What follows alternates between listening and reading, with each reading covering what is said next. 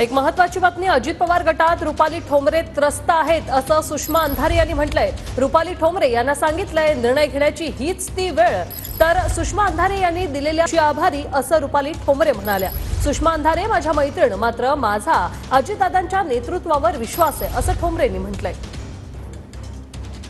एवढं नक्की माहिती आहे, जेवढं आमचं बोलणं झालं त्यावरून त्या प्रचंड आता अस्वस्थ आहेत, कारण त्यांना असं वाटतंय की एकाच व्यक्तीला प्रवक्ता असेल, स्टार प्रचारक असेल, प्रदेशाध्यक्ष असेल, आयोग असेल, सगळी पदं जर एकाच व्यक्तीला मिळत असतील तर मग काम करणाऱ्या व्यक्तीचं काय। त्यामुळे त्या बऱ्यापैकी फ्रस्ट्रेट आहेत आणि निश्चितपणे त्या 2-3 दिवसात निर्णय घेतील। राजकारणामध्ये सुषमा अंधारे ताई या माझ्या सहकारी मैत्रिणी आहेत आणि त्यांनी जे ट्विट केले किंवा त्यांनी जी काय मला शिवसेनेत येण्यासाठी ऑफर दिलेली आहे, मी त्याच्यासाठी त्यांची आभारी आहे। परंतु मी माननीय अजितदादांच्या नेतृत्वावर विश्वास ठेवून राष्ट्रवादी काँग्रेस पक्षामध्ये प्रवेश घेतलेला आहे।